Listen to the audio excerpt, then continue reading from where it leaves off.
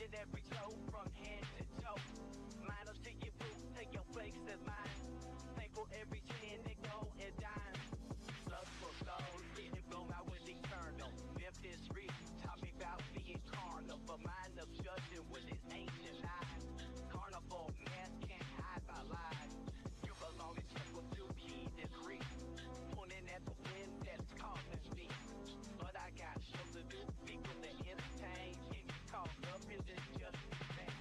I don't think it's true, deciding fake. Rapping that jail, can negotiate.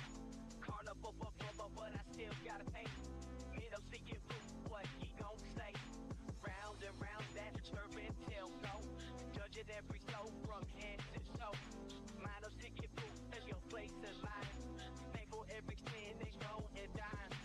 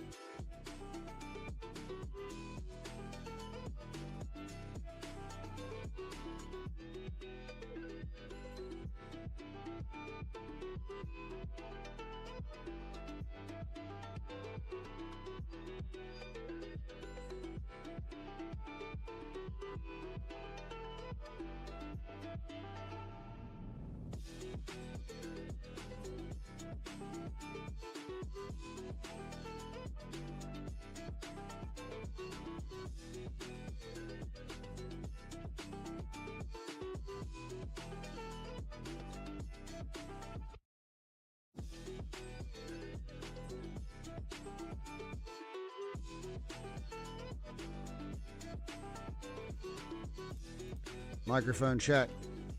Oh, we got it, boys. Welcome back, everybody. Episode 323. That's Inside Line we're doing again. This is the last week in March. Scuffed Epoch, I'm Drift Johnson. Welcome everyone to the show. If you're watching live or if you're watching later, don't forget there's links in the description. Join us on Discord, come and share your projects and get involved. We're going to cover some of the releases on the GitHubs, and then we're going to dive into a few things we've built. There's some really cool stuff to show and some cool plans to share. I've been focusing on a lot of integration stuff, so you know, a cool thing that you can put in your game or application as a little plan, and you can just throw it in there. So they're always in the GitHub. What I tend to do is I don't distribute the source code anymore. I'll give you an installer to the one I built and my plan, and then you're free to make your own. It really doesn't take long. Right. So we've got the other machine here. We've got the machine here. Let's show you something interesting on the screen while we're talking. Hang on.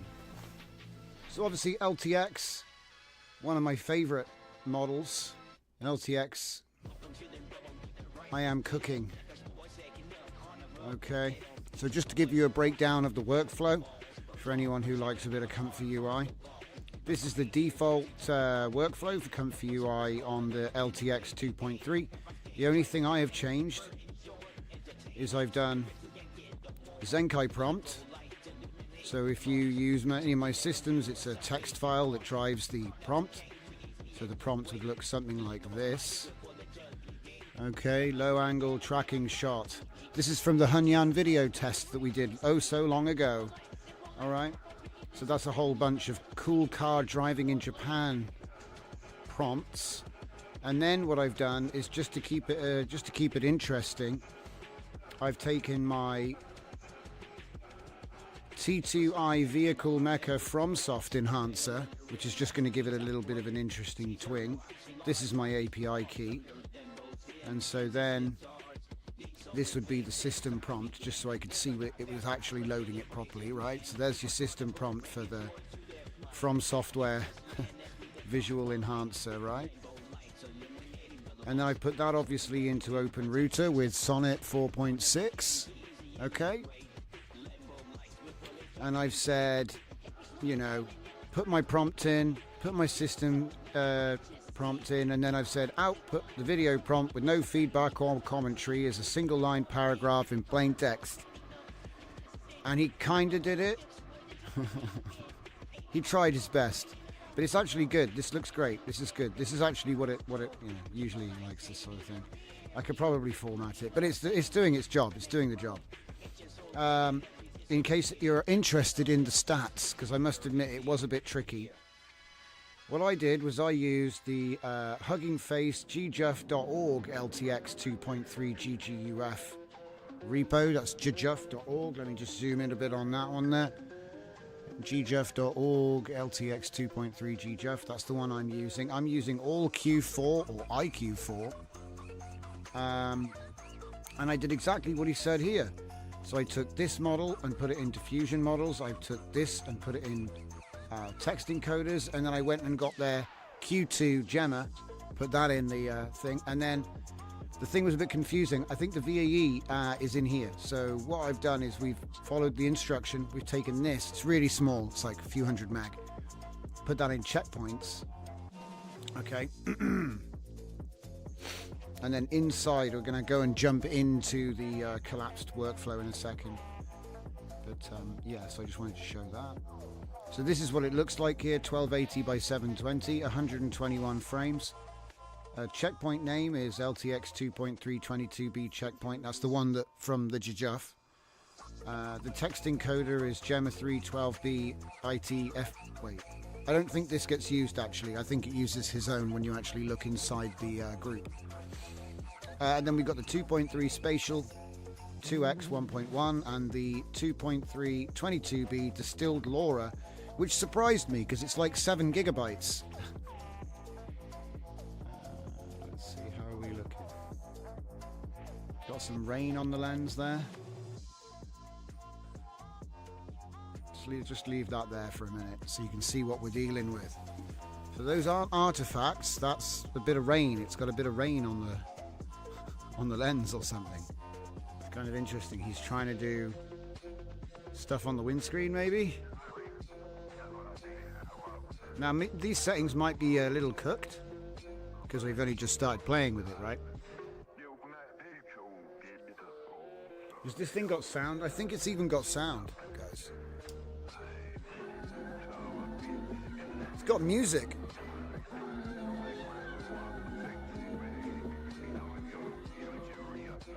I don't know why we got music as well, but we get music as well. It's pretty funny.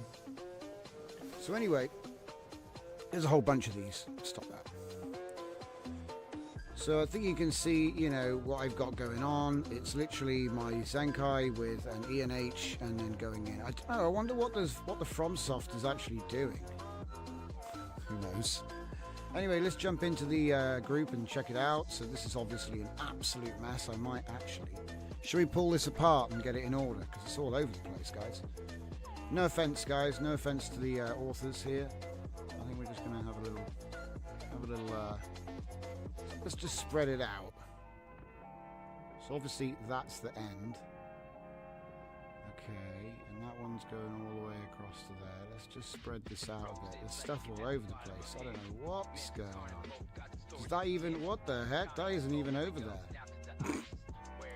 Okay. Let's sort it out. Oh my goodness. Okay, so there is some stuff up before it and after it. What's this doing up here? Ah. See, I would just do this completely differently. Hang on. Let's just get rid of these groups because they're not... It's a...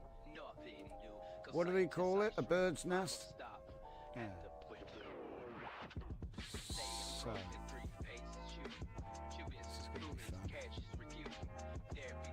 You know what, I think I'm going to pull this back as well. That's sort of... We'll figure it out.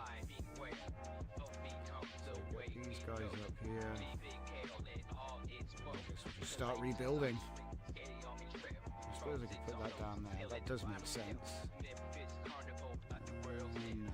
Let's drag a line there. Alright. What do we got here?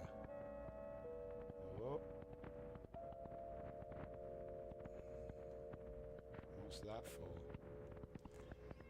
That's a show text for that. So anyway, like I said, I've been up to a whole bunch of stuff. I hope you've all had a great week. It's been interesting, I'll say that much. But yeah, 2.3 is out. It's looking very nice. The videos we're getting from this thing are very nice. So where's the green? Green. Put here on top. Next, and then where's the purple? Where on earth is that? Here. Okay. What fun. Might have to pull that forward there. Whoa! Did I just find the zoom key? I think I just found the zoom key, guys. So yeah, like I say, I basically made a whole bunch of cool stuff. It's all on the GitHub. We're going to take a look at it in a minute. I'm just sort of letting myself be distracted by this.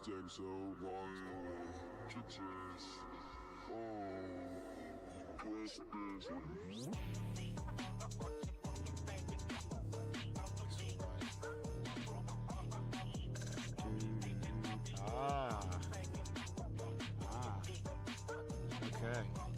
Right. Move that up.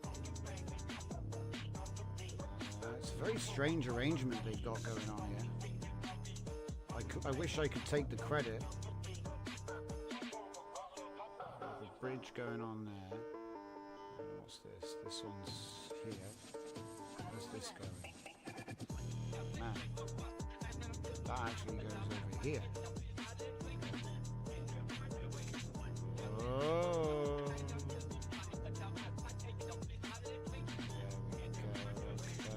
There we go. Okay. Yep. It's starting to make sense now.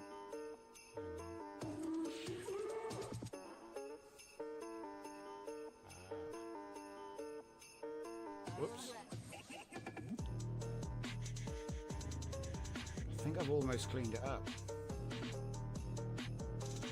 He says, you know, I suppose cleaned, you know, what's that? I mean, I suppose it depends on what you...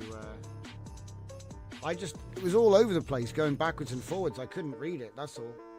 So I thought, I'll make it linear. It's a quick fix. And maybe people will have a chance of making sense of it. Okay, so there's just this thing here.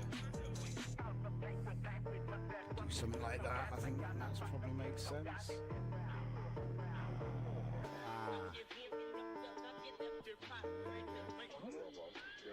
Maybe. God, it's a bit of a weird setup, like I say. I've not seen one quite like that.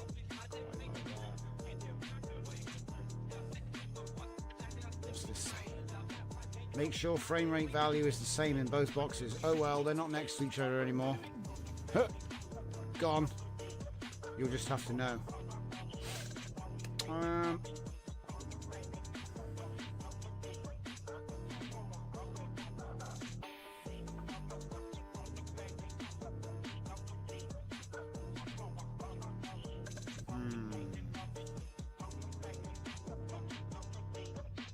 I'd say. But yeah.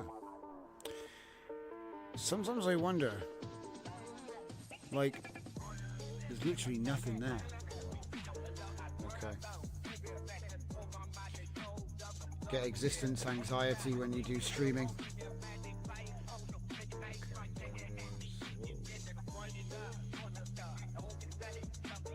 I think we can leave that alone. That's pretty straightforward.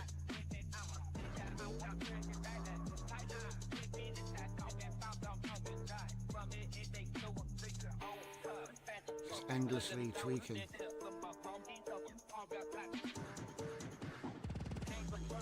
That'll do. So anyway, I think I can understand that. So what I essentially did was I put my 2.3 22B distilled IQ4 XS Jajuf right here with the dual clip loader.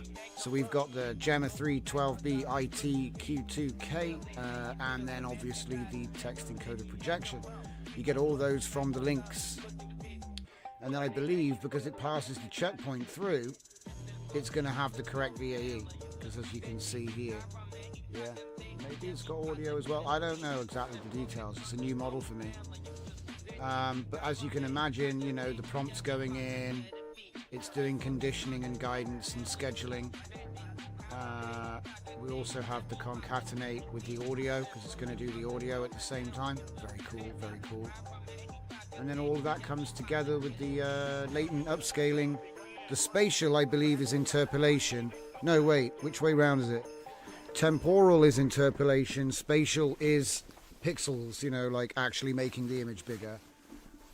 So that's why there's two. All right. And to be honest, I think we're only doing one of them. But that's all right.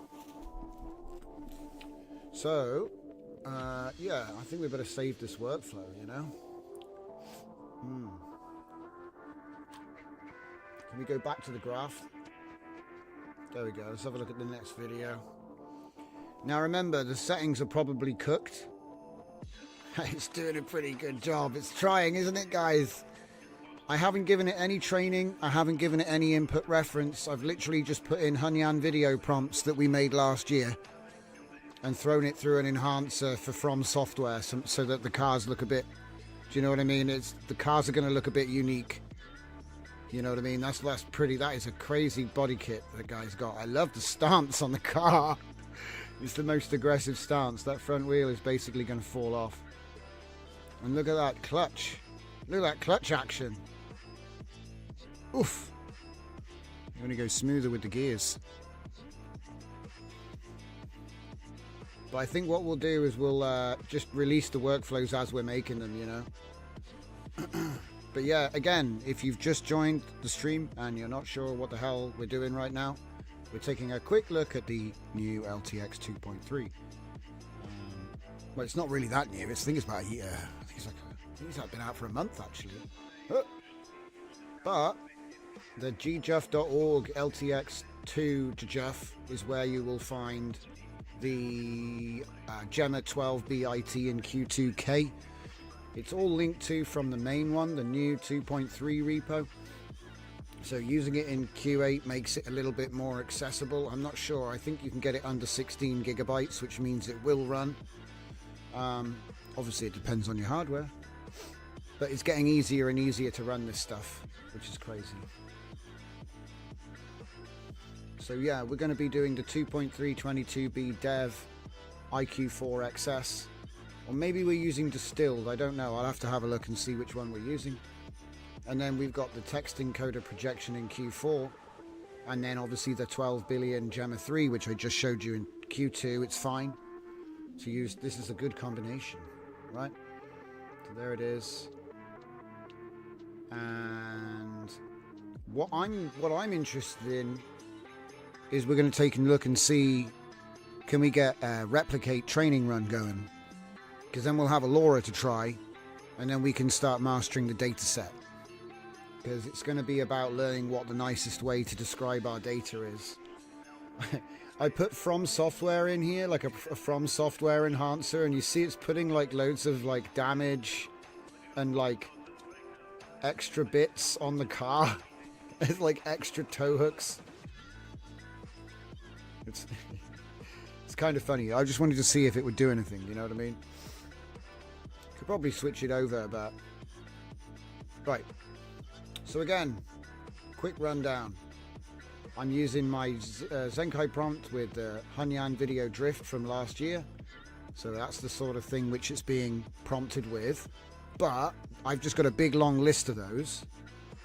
And then I use, as I said, the From Software vehicle mecha enhancement system, which is mostly for making video game assets, guys. But sometimes it's nice to just dose up just dose it up. So if we see what was the prompt, so it says low angle. Oh my god, that's a long prompt. I'm just going to put it in view. You can read it while we talk. Yeah, so, or pause it, I guess. But as you can see, the From Software stuff is adding a whole bunch of things, like the scoop pulls cold night air, the intercooler piping is visible, the wide body fenders show micro scratches from stone chips, repaired crease, evidence of a previous night. This is all crazy stuff. This is obviously Sonic 4.6 doing the enhancement here. Distant radio towers pulse red. It's actually working quite well. I think this is a nice combination. And then look at this, the From Software validation. Weight test, suspension loading, boxer torque, chassis roll, function test, hood scoop, intercooler piping, wide body here. Let me zoom in on this. This is what the From Software thing does, you know. I basically did a bunch of analysis on the sort of things they do in their model design, and then extracted that so we could apply it to anything. That's what it's like a building principles skill, but I used it to make a prompt enhancer. So that's what's going on here. It's kind of funny. The silhouette test. Anyway.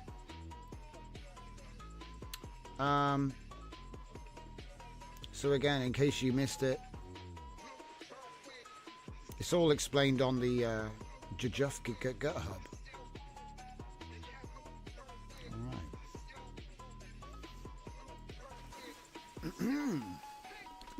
It's pretty cool.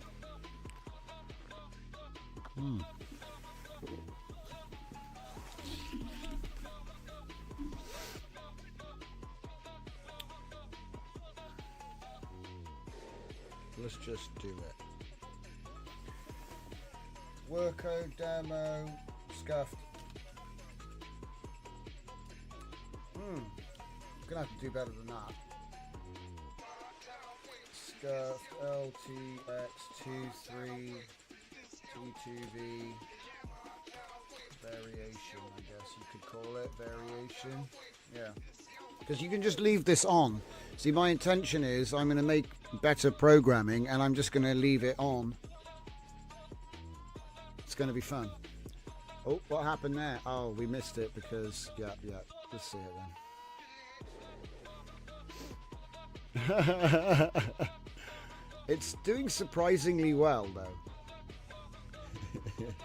Wow, look at all that weird damage marks on it and stuff. It's adding a very interesting, like, color correction to it as well. Do you know what, guys? We can do better than just showing you the same video over and over and over. Give me 2 seconds. I've been making these for a couple of hours, so there's loads I haven't seen. I'll just put them up on the main screen. Hold on. I gotta get to my comfy fold.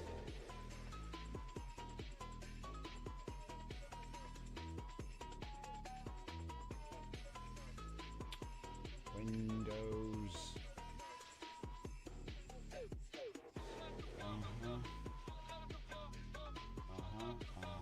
Oh, we got 40 videos. Man. Okay, let's let's add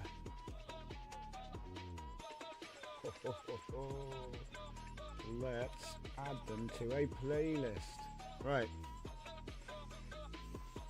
So the quality isn't going to be very good because we're playing 720p at 4K. No, we're doing 720p blown up to 2K and then squashed back down to 1080p, which isn't great. No, wow, 360 entry. Ho ho, he knows my moves. All right, let me just make this like, can we just say like 100%?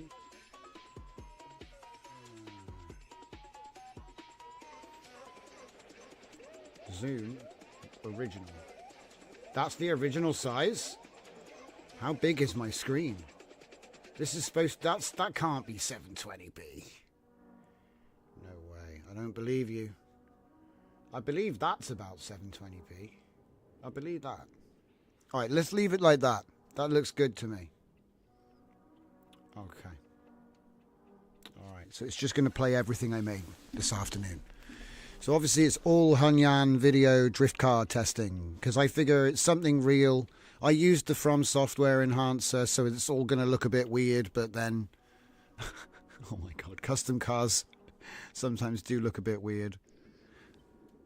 This is actually pretty solid. A lot of this is actually pretty solid. It's just the unrealistic... Whoa, okay, I spoke too soon, guys. What was that? But, I don't know, a lot of this is not bad. No training yet. This is just as it comes. Just bass as it comes. That's how it comes.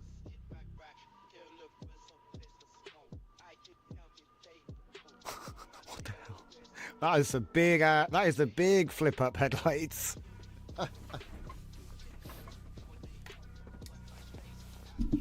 So I'm just going to leave that there. I'm now working on another machine.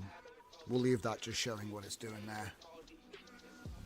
I can still see it. So yeah, I hope you've had a good week.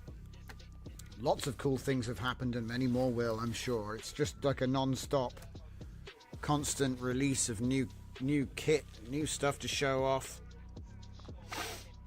The latest thing I've been working on is putting the LLM actually in the application. So no more APIs, no more Olama, none of this nonsense. You actually have your SLM in the app, in the back end, all the time.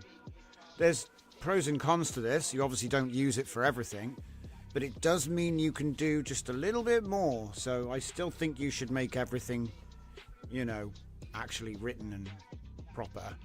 But there's an argument that you could have some things running in your back end which are like safe, basic things. I've been doing a lot of stuff with procedural determinism this last week.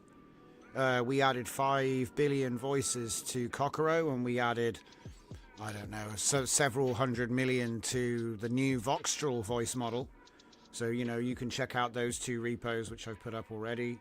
I think there's like installers you can use, and then there are plans.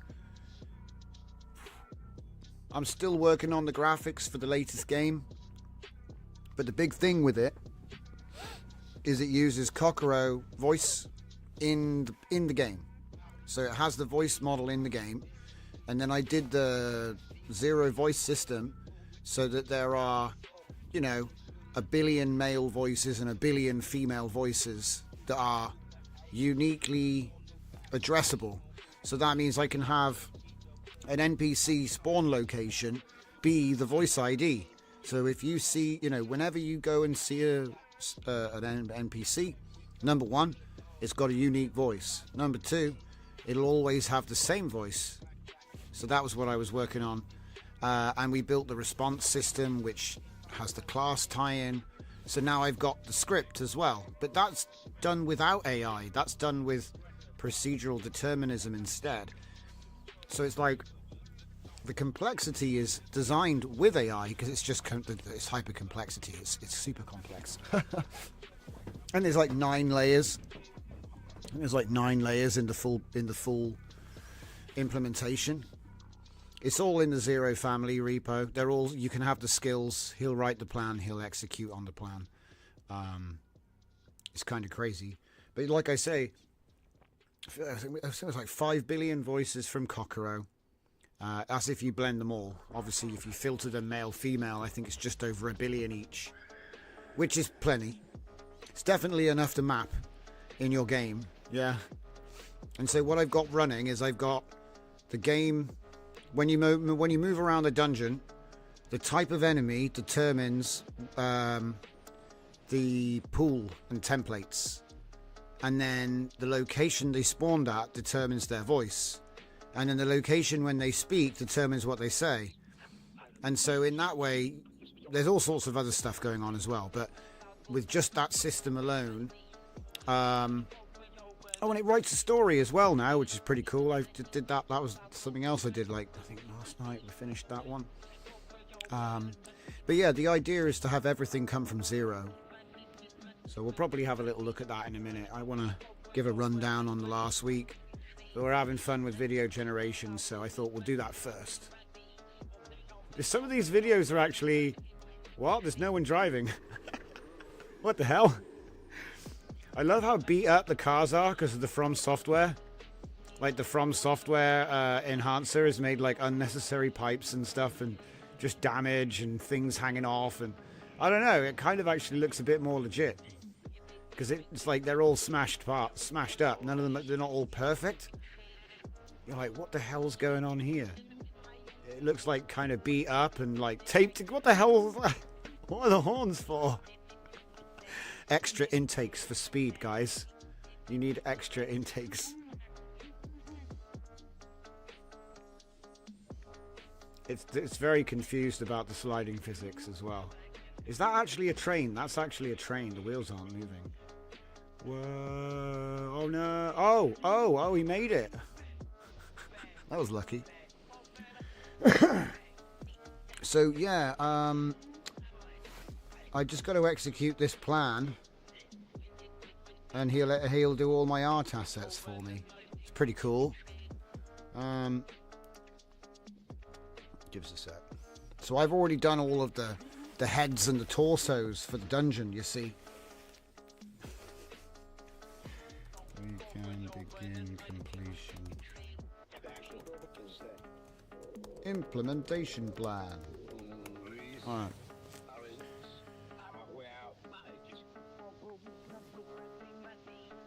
Okay, I think he's going to be okay. Are you going to be okay?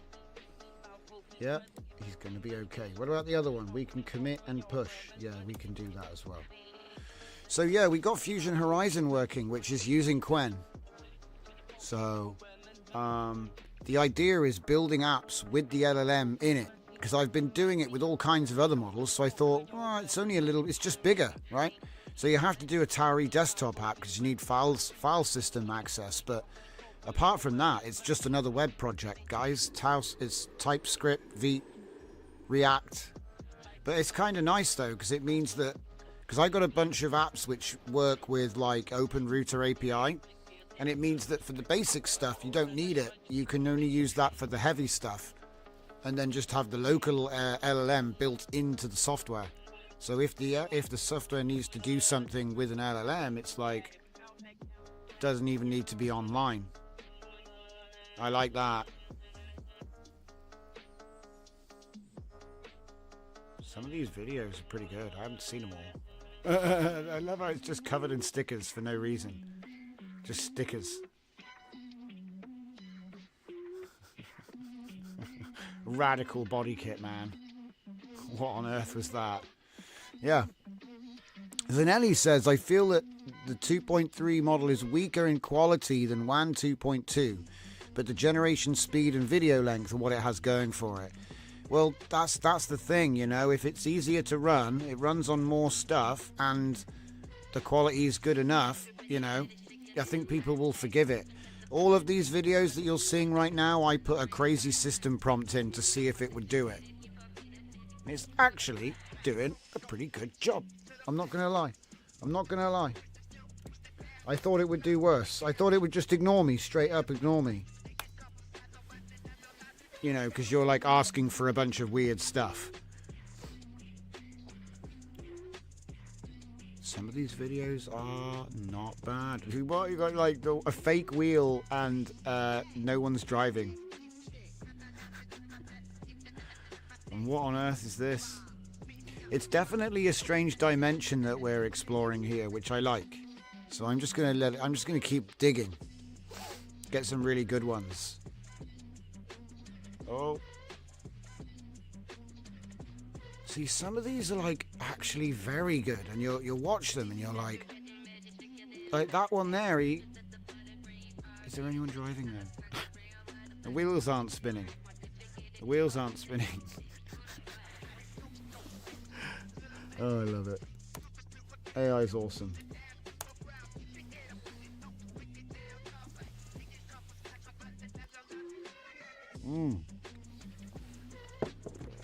Oh yeah, I'm not just playing these on repeat, guys. We just made them. In case you just joined or you're watching halfway through or whatever. We did just make these. They're not just like some random... It's not some random stuff. It's a randomized prompt engine. But it's on Rails. I haven't even used Zero Prompt with this yet. See, that's the thing. I'm still using the Zenkai with a Agentic E&H. Hold up. Oh, we got a new one. I like the colours. It's desperately trying. The wheels aren't turning. I guess it's drifting, right? It must be sliding really fast. It's got a diffuser under the diffuser, or is that a reflection of under? It's a reflection of under the diffuser. There's writing under the lip. It's pretty cool. Bonnet design is insane. Anyway, I'm not so sure about the skirts. Have we got new videos? No. What? Oh.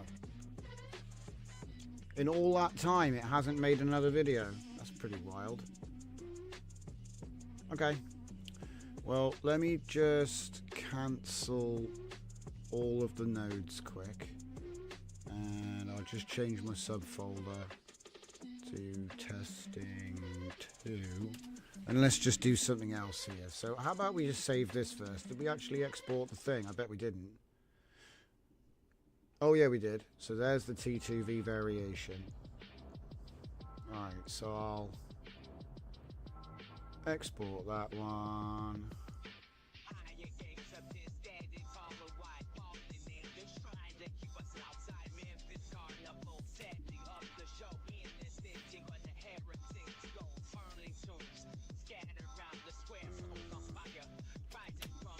Right. And this one will be 0. 0 scuffed. Alright, and then let's have some fun here. So obviously I like using my prompt inputs, but I do have another system which is, you guessed it, procedural.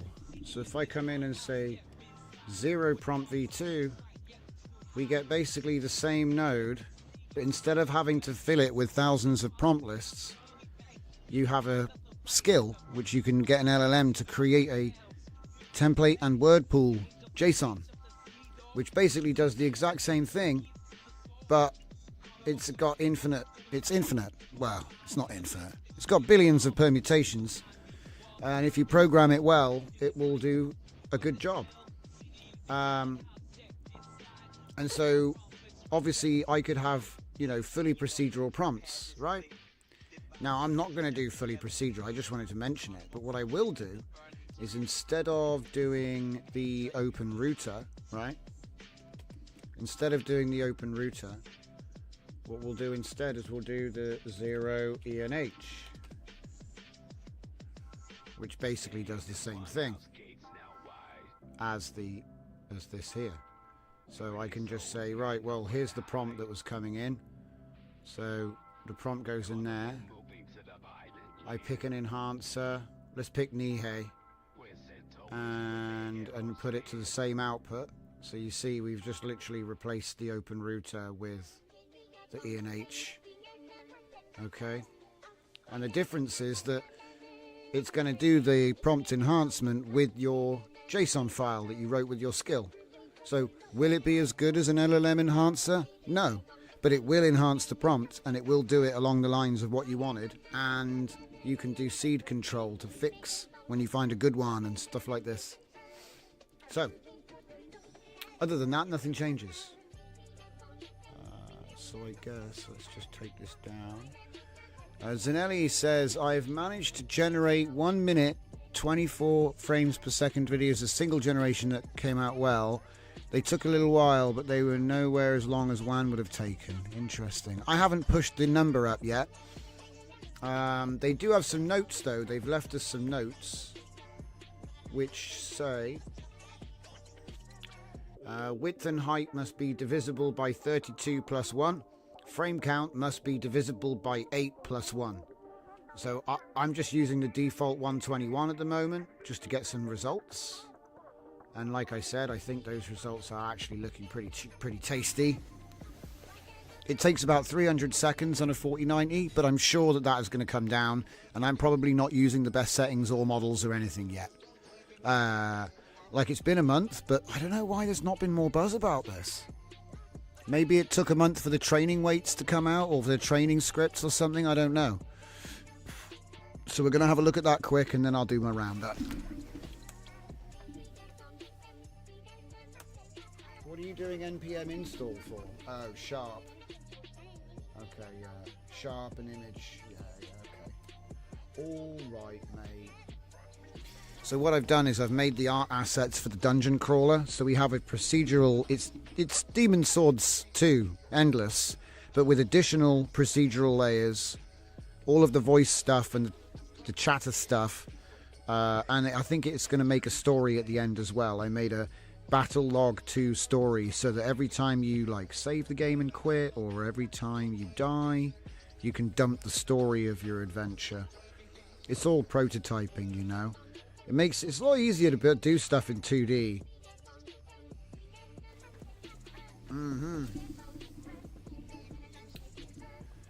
So yeah, I mean, is it doing it now, or 17 active? I could have sworn I cancelled the queue. Clear queue. Uh-oh.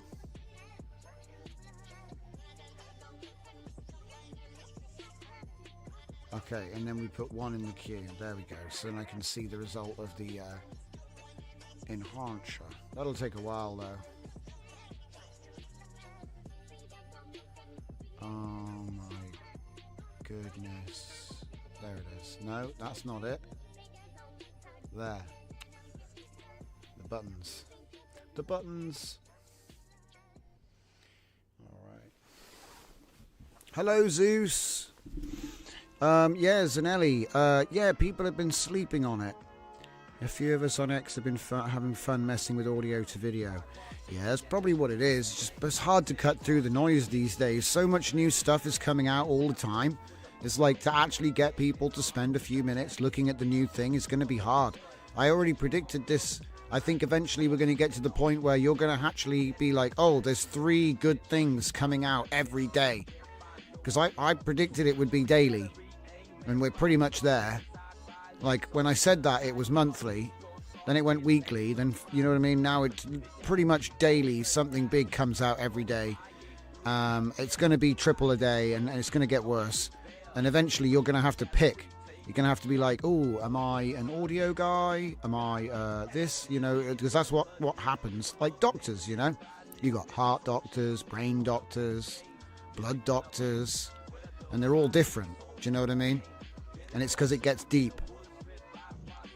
The knowledge you have to have and all the experience and the training, it gets deep.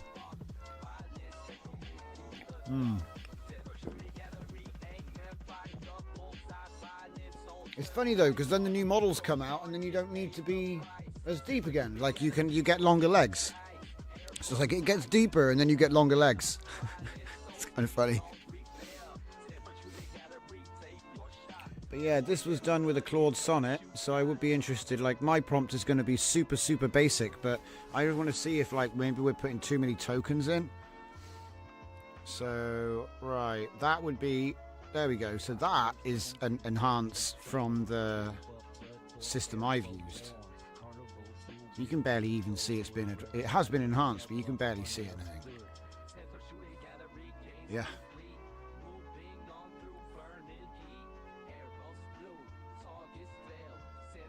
So it said low angle tracking shot. Now it says an infinite stairwell ascending. Uh-oh. An infinite stairwell ascending through layers of dead machinery. Industrial science fiction photography with heavy grain. I need to make more video ones. That's what it is. I need to make proper video profiles that inject a bunch of temporal stuff.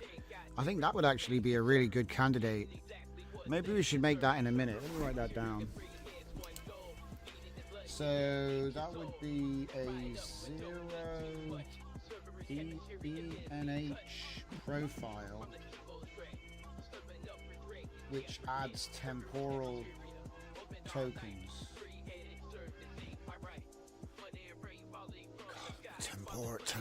Temperate. Making me hungry. Temporal chicken.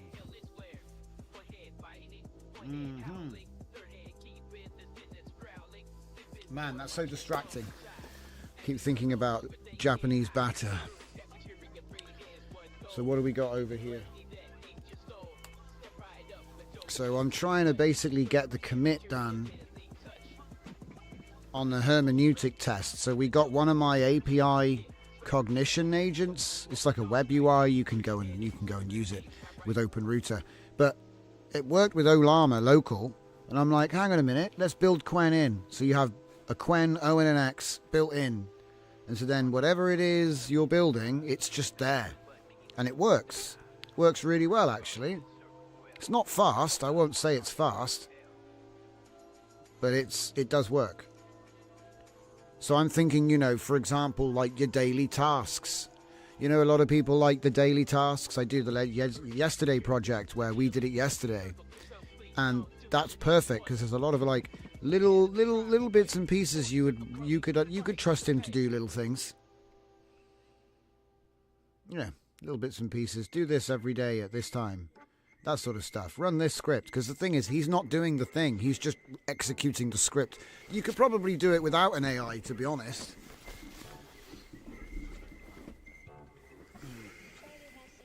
I like the ultimate loose macro. Oh. So this is the last one to come out of the Sonnet. Obviously, we've been using the From software enhancer, which is why it's doing some weird stuff, you know. It's doing some weird stuff. Is it drifting over flags? Like they look like petals and then they become paper, little bits of paper attached by strings. Hey man, it's cool. That's actually pretty solid, apart from the fact that the front wheel isn't moving at all. Apart from that. I like the lighting and everything though.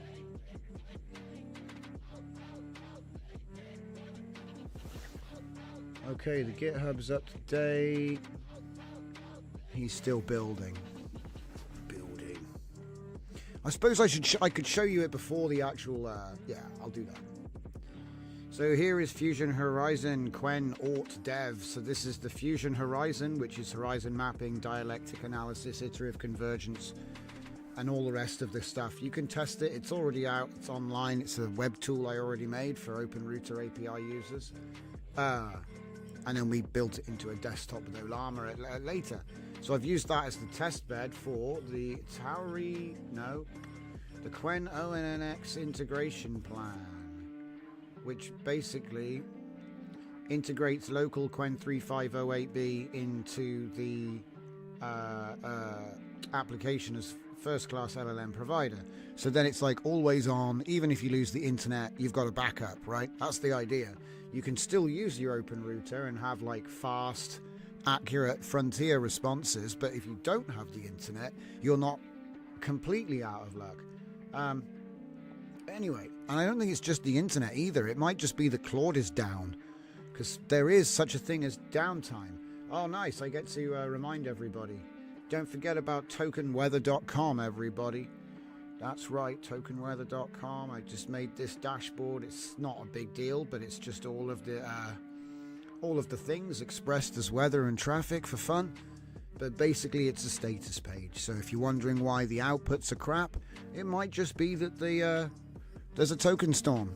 So yeah, that's the reason for that there. Oh wow. Wow. What environment is that? He's indoors. And there's a staircase. That's crazy. What is going on here? It kind of looks like a Polaroid or something, like an old SVG. SVGA. Not SVGA. S-Video. It looks like S-Video. I like that. It looks like the backrooms or something. Backrooms of drifting. I'm gonna have. I want. Give me 16 more, and we'll see where this goes. That's Nihei, that is. So Nihei is a super famous anime artist behind the works of Blam, Knights of Sidonia, and others. And so he likes his megastructures and his perspective stuff. So that's why the enhancer has done stuff like that. It's going to add in a whole bunch of industrial and, big, massive scale industrial. So it's put us in, I don't even know. Is that all ATMs? They look like ATMs. What dystopia is this? I want to see more. I want more of this. So, obviously, if you really like something, you can just drag the video back in, lock all the seeds, except for the generation, because obviously it being procedural, it uses seeds. So if you liked something that it did, you can fix it. And obviously, because it came from a prompt list, you can fix that. So then you have the same prompt and enhancement, and then you can just explore the seed. And then you'll get like more of the same thing, which is nice. There's other things you can do as well. I do like this. This is a trick we had for video before, where when you get the prompt, so before the prompt goes in here, we use string painting, which is old as hell. String Painter V2. This is so old. This goes back to Automatic 1111. It's like predates Comfy itself. All it does is make a hex string, and you put the hex string at the end of your prompt. That's it. And then when you fix the seed with the model, but allow this to change only, it does change the output, but it depends how big the range you put on the seed is. You know, so the difference between one hex value and another has an impact. If you ever try it, you'll see what I mean. With video, it gives extremely small variations of the same scene. So you might say you make a video and the car comes round the corner. The car will probably still come round the corner, but maybe the bird in the background is gone, or maybe there's now a person in a window, or it'll do weird extra stuff, which is kind of interesting. So, or at least that's how it did work before. I usually go with 32, and then I'll concatenate it. So, you know, whatever the prompt is that's going in, we'll get the hex string at the end. No tricks. It's literally just like an A, B, C, D, 1, 2, 3, 4. All I did was automate it with this, so you don't have to keep changing it. And then obviously you can, you know, determine how much it can change by and all this sort of stuff. But yeah, everyone forgets about String Painter. It's bloody useful with video generation. It worked with WAN, it worked with LTX, it worked with Hunyan, it worked with Mochi. I think it works with VO as well, but it's hard to actually get VO to actually, honestly, lock a seed. I think that when you tell him to lock a seed on banana, he doesn't really do it either. I can't work it out. It's either that or it's just you never ever direct prompt, so it's always different. Either way.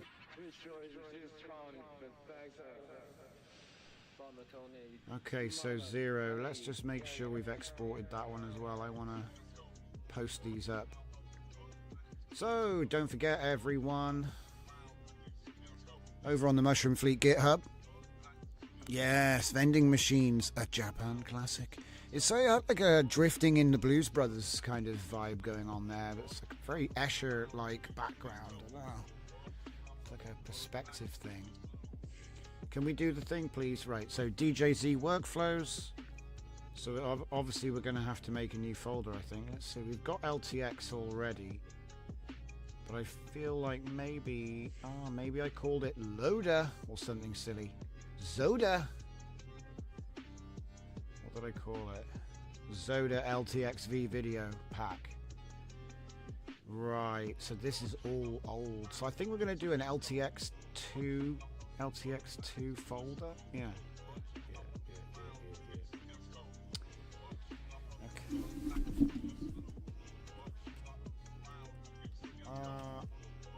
And then I guess LTX2.3. It's kind of confusing, isn't it? It's fine. Because they're bound to bring out a new one tomorrow or something silly.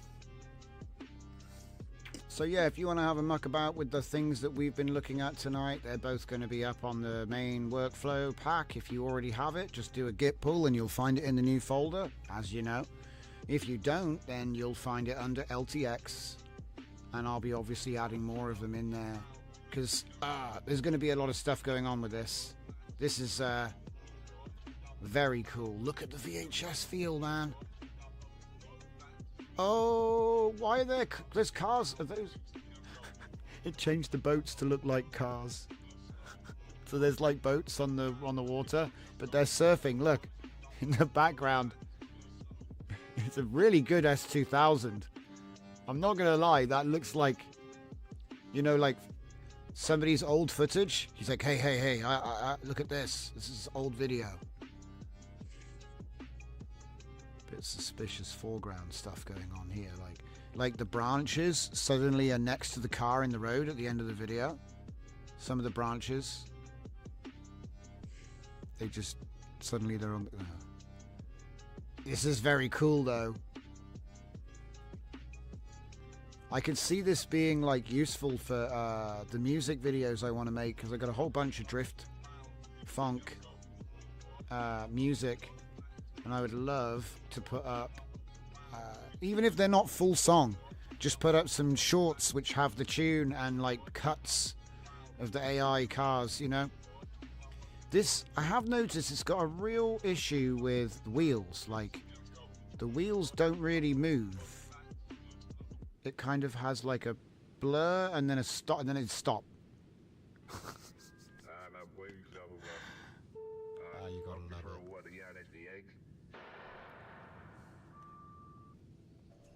Do we get any more? Is that the only one? You've got to be kidding me.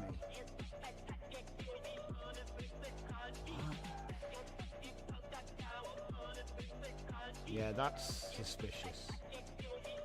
This video isn't in my I know what's happened. I'm an idiot. Oh, it's only 2 more videos. Yeah.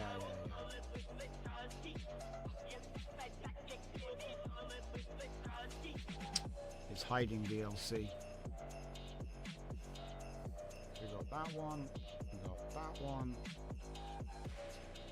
I'm liking the vibe from not putting it through, because it's like this one, this type of quality was the big enhancer, and it kind of made it super photorealistic all the time. But I think when I didn't put as much effort into the prompt, so in other words, shorter prompt. Oh wow, what's this? There's people. Oh no! Wait. Freeze. Can anyone spot the problem? Can anybody see it? This guy right here. That's amazing. Go back. I think I broke it. What the? It's Windows is doing weird stuff. What the? Uh-oh. Oh no. Wait. When I said you get less photorealistic, I didn't mean this. It's pretty cool though. I mean, for like a little video, you just want to do a little video, like a little promo video or something. I can see that being pretty cool.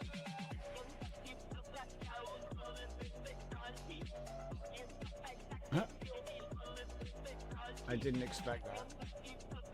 Oi. I think he's not listening to my mouse.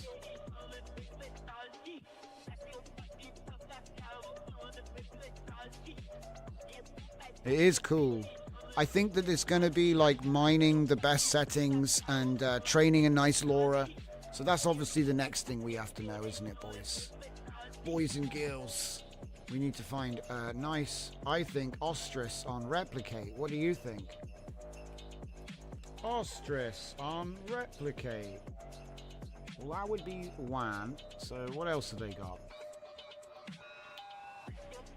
Oh, nothing yet. Okay, alright. So LTX2.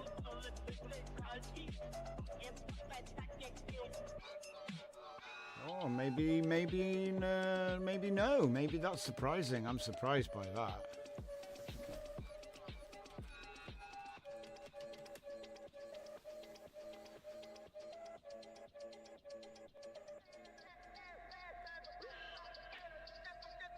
No. You can run it, but you can't train it yet. Okay, so, but I know Ostrus Toolkit does it because I've got it on my machine right now.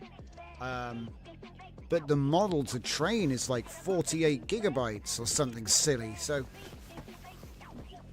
I was hoping to just API that nonsense, you know? Hoping I could just get an API. Maybe we could do a run pod. Maybe there's a run pod. Do you know what I mean?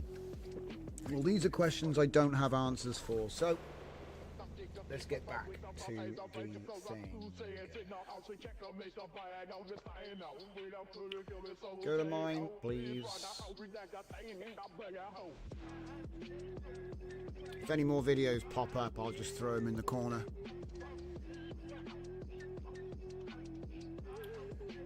Why not throw all the other ones in there anyway, just for fun? Yeah, we'll throw them all in there.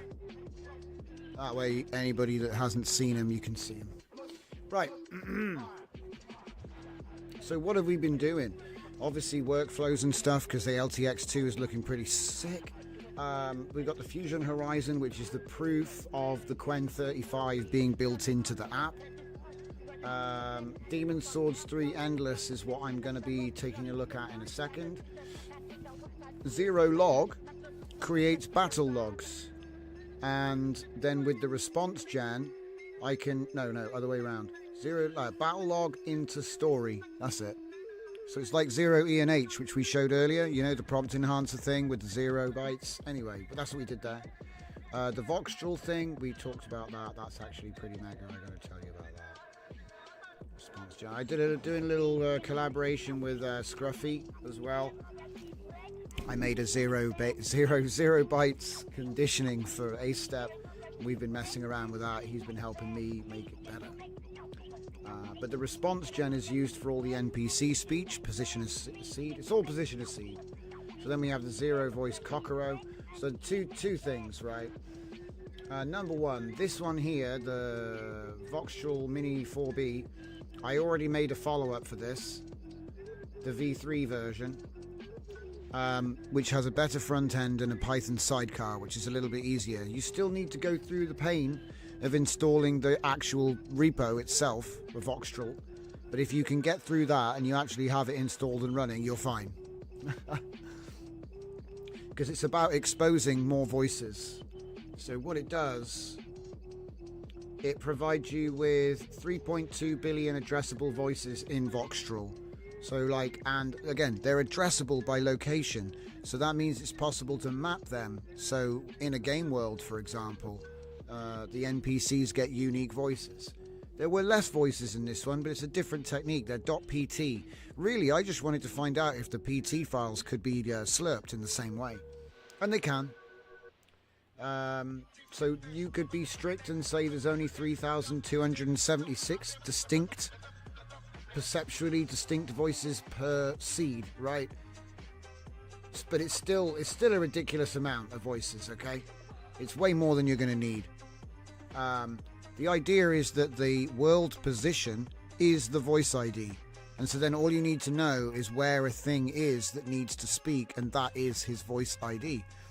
Typically, I would take it from a master, not current location, because obviously if you take it from current location, it's going to be a different voice every time. But there it is. But yeah, it gives you billions of reproducible voices. And the thing is that this model only came with 20 voices. I just want to point that out as well. It came with 20 voices, and pretty much all of them are different languages. Yeah. Yes, it's really good at asking you to take the chicken out the bank account. Okay, it's really good at that. But, or the pigeon. I missed the meme there. So anyway, this has got a releases. So, but like I said, you need to have installed the Voxtral. It relies on Voxtral. Okay. And I think, did I put the plan in here? Just a Python sidecar. So if you look in the previous version, that actually has the plans. So you can see I've got the Voxtral front end there, the tins, it explains what order to do them all in. The slurp explains the concept of how we actually did it. And then the 0 byte stuff actually puts it in place. We did an experiment with the quadratic layer, but it didn't work, so I reversed it. I left the plan in there just to show, you know, we don't always win, right? Sometimes we lose, but that's okay, because, you know, it's working great. It obviously uses VLLM, so you will need, what's it called? You'll need to use your WSL Ubuntu or something on your Windows system. But it worked fine. Like I say, it worked fine. Right. I do prefer this one, though. It's not as good quality. Kokoro TTS ONNX. It's not as good quality, but it's 150 megabytes, not 8 gigabytes. You see what I mean? So you can't really complain, can you? And like, I've been making these little 2D dungeon crawler games, you know, for fun in the side, and I was like, oh, could we put a TTS model in the game? Like, no mess, no APIs, none of this, no running a Python server on the side and having it all gatewayed. No. I said, can we actually have the TTS in the game? And then by using the method I just talked to you about, we did the same thing. So this one has 5.4 billion voices. That's just over 1 million male and 1 million female. So, sorry, 1 billion male and 1 billion female voices. Again, this model only comes with 27 voices.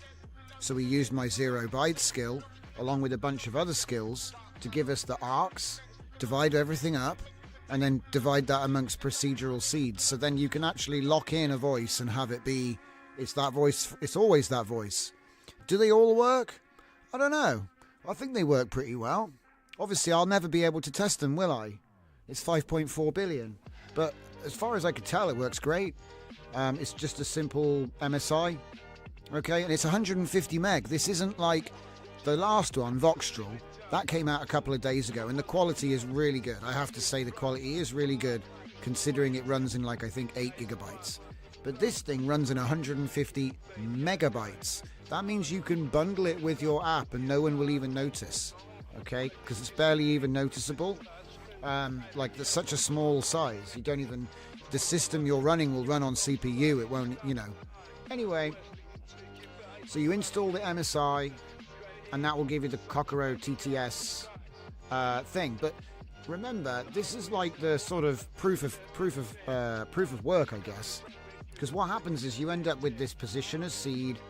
Position determines what the voice is, and the UI allows you to like explore all the voices. You know what I mean? You could make stuff with it, but it's not really for that. It's just to prove it's working and it's good, right? It does work. But here's the thing: when you implement it into a game, it's headless. So I think, did I put the plan in here? You've just got Kokoro TTS tins. See, if I go over to the Demon Swords game, which we're going to check out in a minute. The Demon Swords game has an additional plan. Is that it? Yeah. Zero voice Kokoro TTS ONS post implementation. So once I'd actually built the thing and everything, I made another tins plan, which gave me the structure of everything I need to rebuild it again from scratch, right? And then I've said, okay, now just take out the bits that we need. So when we bring it into Demon Swords 3, what happens is the leader of a group will say something according to his class using a combination of the zero response, the zero voice, and everything else. Here, let's just download it. It's a 20 megabyte game. It's a 20 megabyte game. It downloads 150 megabytes speech model.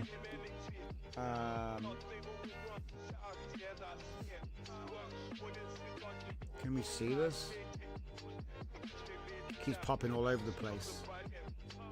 I'd laugh if I get stuck on... The one thing I've never not tested is dual screen support. It's happened before where I've tried to test a game and it's been stuck on screen one. Please let me move it. Yes! So we're downloading the voice engine.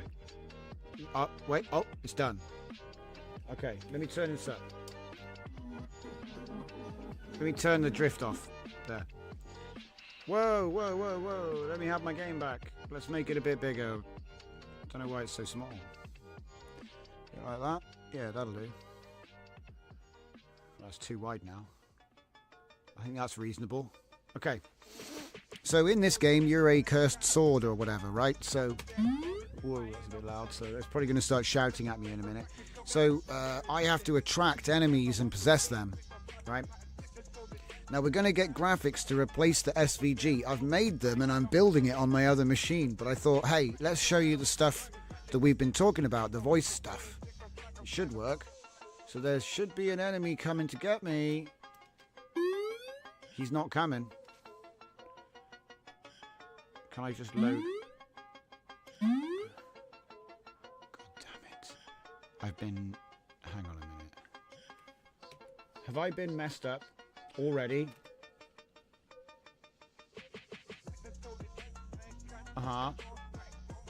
This is weird. It's like... Wait a minute. They can't get to me. Do you know, I had this problem earlier. Basically, we're in a dungeon, right? If an enemy can't get to me, it's the one flaw, because you can't move. You're just a sword. You're just a sword on the floor.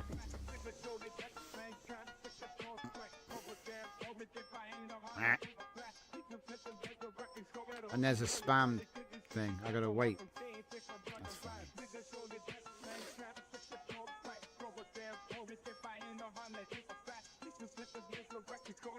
I got wrecked by my own rules.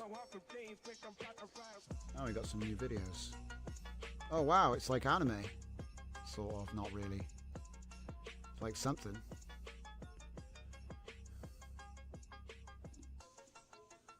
Oh wow, there's like a weird effect all around it. Whoa. I can't get an enemy to come and get me. So I'm like... I love it. It's always when you're trying to show off the game. How to change the map? You don't. You don't. It's not that far. What I was trying to show you was it happens after an enemy comes and picks you up. But no one's picking me up. Annoying.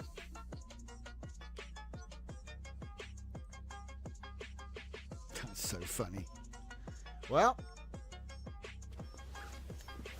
that's a problem. We already solved that. This is why games never actually stop being developed, and as soon as they fire the developers, it all goes down the toilet, because the stuff just keeps breaking all the time. People will always find a new way to break a game. And you definitely didn't think of it yet. You know, you can't beat thousands of people all trying to break it. Yeah.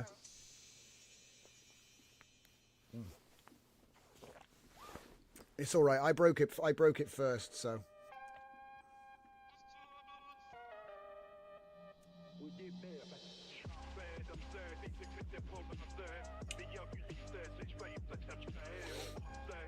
But anyway, like I said, this will embed into your app, and then it gives you a seed-based control for the voice ID.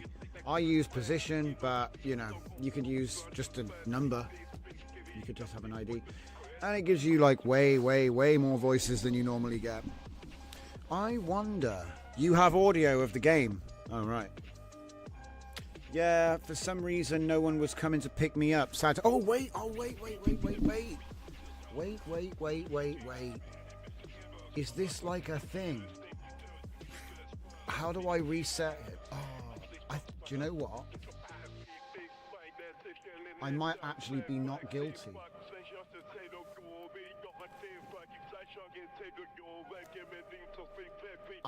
I can't actually delete the save stuff, can I? Oh, I never put a purge save game in. Yeah, they can't get to me. That's brutal. So there's 25 enemies nearby, but they're stuck at 375 meters away, which is actually not far. It's like just off the edge of the screen. What's this? Download Chronicle. Well, there won't be one yet. I haven't done anything. Oh, wait a minute. Yes, we can change the seed. We go to 42, seed 42. Hey, wait a minute. You still can't come to me? You gotta be joking. Hang on. Let's try. Just keep going until we actually get. There's no enemies. There we go. 202. Someone's coming. Finally. I have to be persistent. Okay, so again, placeholder SVG. Can we make this game bigger? So yeah, essentially, you have to go around the dungeon exploring. There's all kinds of stuff going on. If I can actually find a way out. Oh, is that what's going on? There's a problem with the world generation. Well, that's fun. Alright, well anyway, here, so the thing about the game is I can just drop the sword. So sometimes to beat the puzzles in the game, you have to actually like relinquish the monster that you're... See here, Rex Heart the Broken. Do you know what? Can you even see that? Maybe it is too big. Can't bloody see anything. Right. So it has the 1, 2, 3 upgrades. You can't see that. No, you can see them. So, like in one of the previous games that we made, it's got like the Vampire Survivors passive upgrades over time. Okay, you obviously just go around clicking and stuff. You can do like little dodges and whatnot. You find these forges. You can reforge the weapon into a different weapon type, but you need XP. There's a whole bunch of stuff in this actually.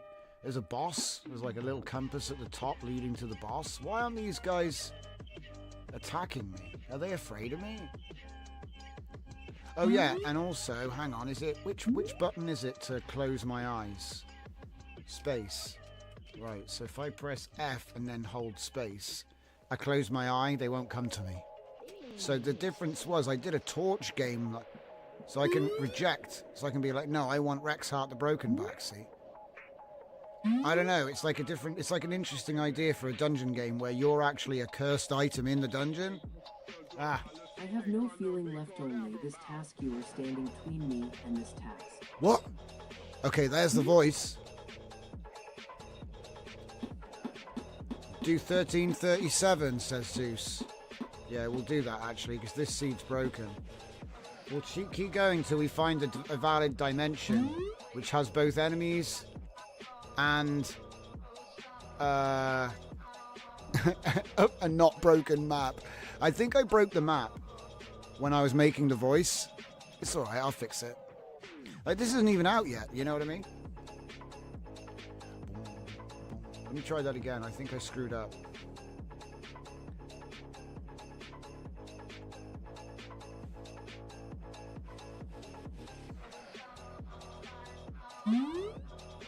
No one's coming. See, it even spawned an additional enemy, because there's code to spawn an enemy near me and come and pick me up from just outside the edge. But I can see the nearest enemy is not getting closer. Try again. It's the same place. Oh! A rogue, a level 9 rogue. Okay. So, is the map? Yeah, I think the map's broken. Look, we're not getting any corridors or rooms. Yeah, I think I broke it, guys. I fully broke it, didn't I? It's normally like an infinite world. It's gone. Propel says, guys, is it worth making an AI avatar VTuber that reacts to chat like Euro? If you want to do that, you want, where is it? Alma?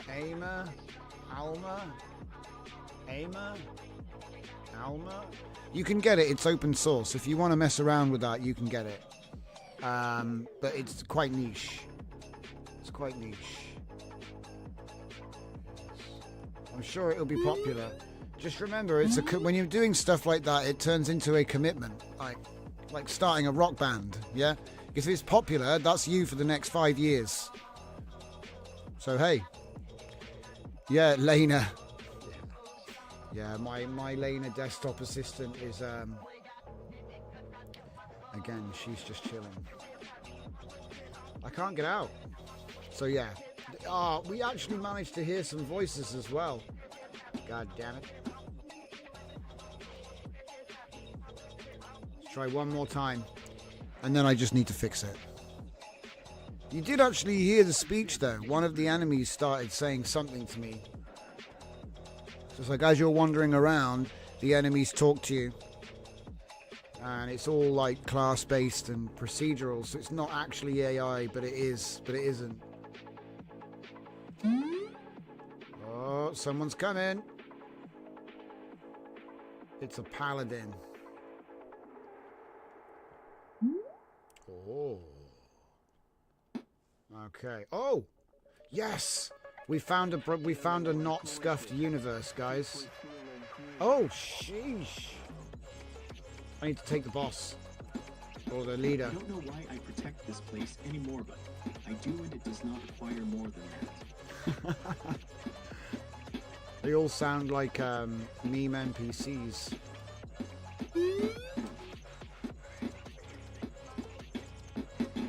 Everything that enters in here goes out much lighter. I'm just chopping the sword and then... Don't come back empty, boss. Only ask for results. Just kill everyone and drop the sword, and then kill everyone, and then drop the sword, and then kill everyone, and then drop the sword, and then... You get a bonus XP for you know, capturing more people. What do you call it? Possession? Yeah.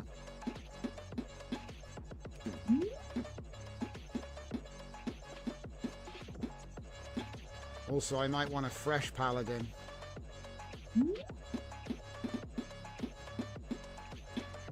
Do I have I unlocked my next ability yet? No.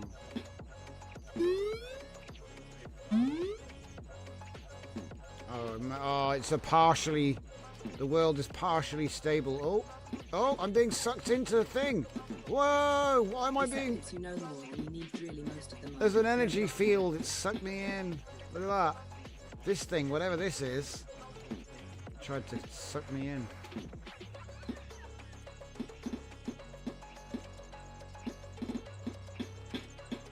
The wind in this place goes where it wishes it has already... Oh, whoops, I didn't mean to drop it.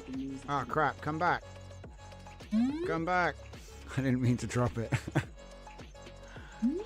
It's interestingly, though, you can't, you know, when you do a boss fight, you don't die. He just drops the sword, which is actually a bad thing, because then the next thing that picks up the sword is immediately one-shotted by the boss, and you just get stuck. So you got to be careful. Got to be careful. So I reckon we're going to go with the... let's go with the chain. It's a weird-looking attack pattern.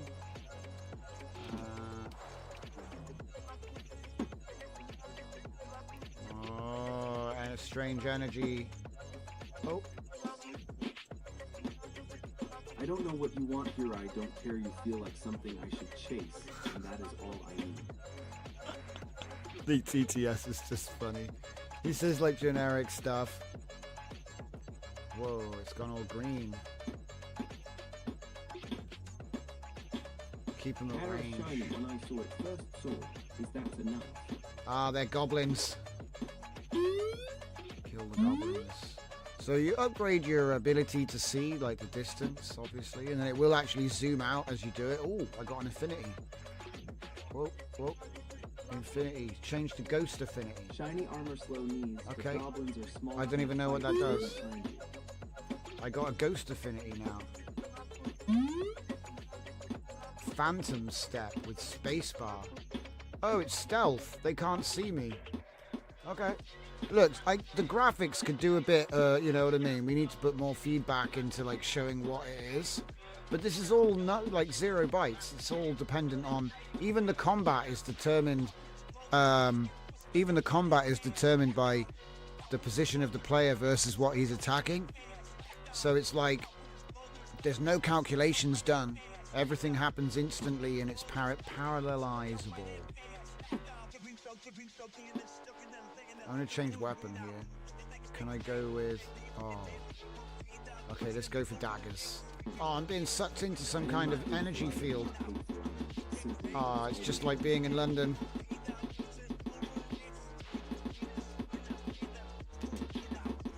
I still got ghost. So I'm stealthed. He's... The tide takes the shape of the form it is asked to take right now. It is filling the shape of the thing that ends it. I can't get it. This reminds me of a game I actually made. It's on Steam, it's called Angles. You have breath I find that faint. But the graphics are worse in this. And so are the physics. Fast heartbeat, fast heartbeat, But it's very much the same. There was a dungeon section in the game, I bet, in the demo. We made it with Unreal Engine, but it was 2D, like sprites and animations. And I did all the coding for it, and other members of the team did the art and stuff. And it was a lot of fun. I think we did that back in like 2018, 2019. Oh my god. Do I not get any special ability? I feel like I'm super weak. Or maybe these guys are just tough. Alright, let's go and see if we can stab up the boss. Oh! I think I found him. Is he going to say anything to me? You have won this, then let me show you what I was carrying this whole time. Oh.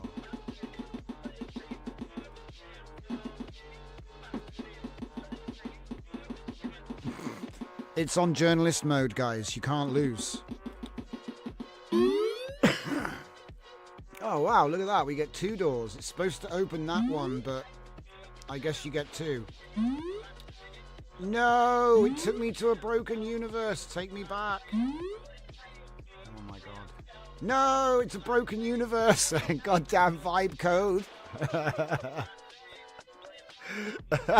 So anyway, it's broken again. Yeah. The world isn't working. You know what I mean? But I can fix it. What it'll be is there'll be a comma somewhere that shouldn't be. But the thing is, guys, people like to say that the AI puts a comma in the wrong place. Yes, so did I. When I was writing the code, I used to put a comma in the wrong place and it would take me all day to find it. Sorry. I think you'll find, if people are being honest, that's a human thing that he probably learned from us. Do you know what I mean?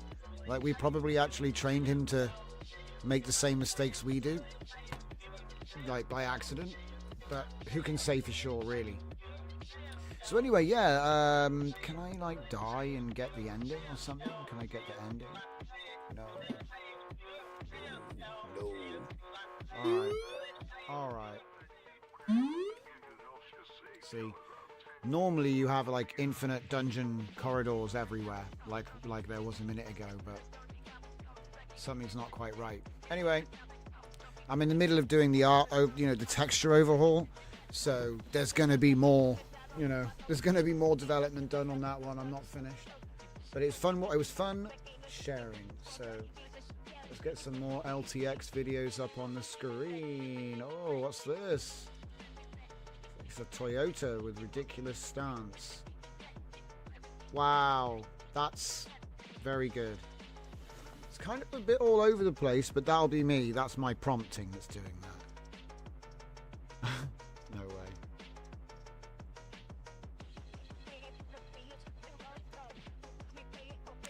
If you stream in vertical, you might get more views. Don't worry, guys. It was never about the views. I value everyone who comes and checks in. The reality is that it's like you have to make a choice.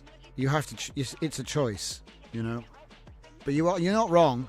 I'm actually thinking about doing a shorts format just to introduce all the stuff that we've actually made in the last year. Do you know what I mean? Because at the moment, I haven't really had the time. I've been too busy working. This happened last year as well. Sometimes it's so busy that there's no time. There's no time. I have to go into stealth mode, otherwise I just get swamped. It's a nightmare. But that's a good thing though, guys. It means I'm not going anywhere. It's funny. But yeah, you would always think that view count is gonna because view count, it's good if you're looking for work, and you should always be looking for work. But when you're working though, what are you going to do? Say no? I mean, I don't say no, but anyway, let's see what else we've looked at, because we barely scratched the surface, and I want to give you the rundown before I run away and eat my big arch. So there were a whole bunch of really cool things that came out since the last stream. So let's just do the quick rundown. I'm going to get better at this, guys. It's not my fault. So since last week, Adam Offline came out. You can play it. Fully procedural EVE Offline. Yeah? But made in 12 hours. So you'll be surprised how much I managed to get done in 12 hours. You can download it, you can run it, you can mess about with it. I know it's broken and derpy, but 12 hours, and that's real time, not accumulative. Literally, at midday till midnight, game jam. Yeah? And we tried to make EVE Online with no, offline, right? And you'll be surprised how far we got, dude. I was mining and going pirate hunting and jumping around the gate network and stuff, and I'm anyway. Obviously, it takes 10 years, 20 years to build games, those sorts of games. So I'm not taking the piss here, but it's just a little bit of fun, because you can see in real terms how strong it is, right?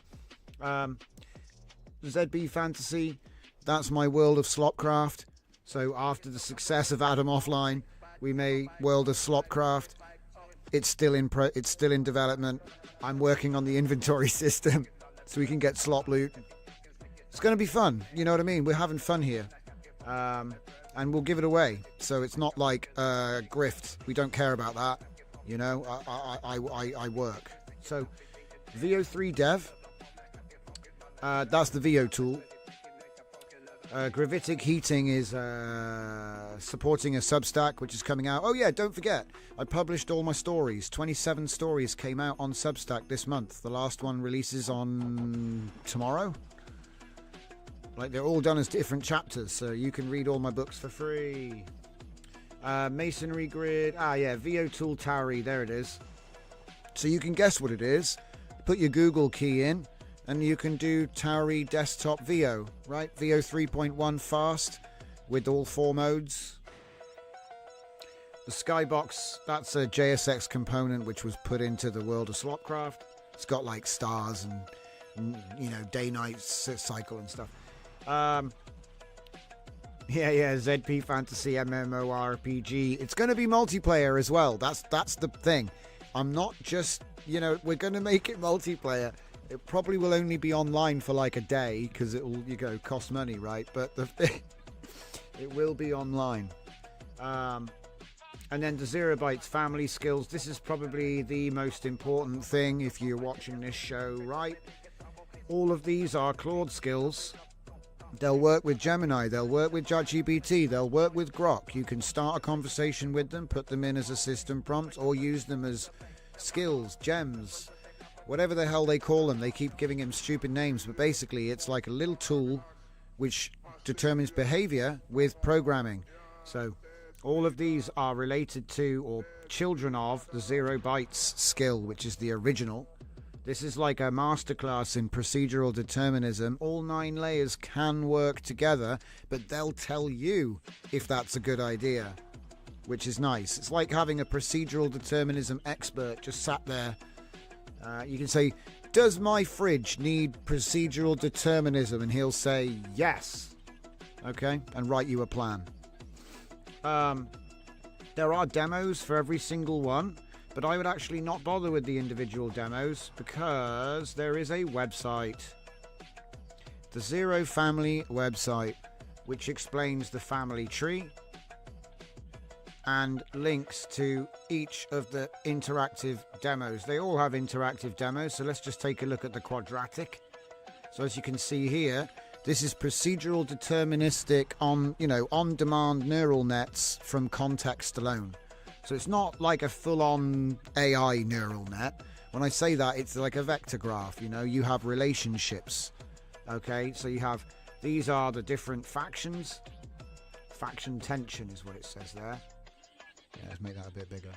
So faction tension, yeah, these are the factions in whatever this story is. If I want to see, it's using the procedural determinism to work out who likes who and how much, right? With the NPC social graph, same thing. Role, spy, allies 4, rivals 5. Dawn, role, mage, allies 5. You see what I mean? It can work out the relationships instantly. So you don't need a script system for this. You don't need metadata. You don't need all that. You can just put it on a seed. And you can determine what the properties will be and the strictness and stuff. You can tune it.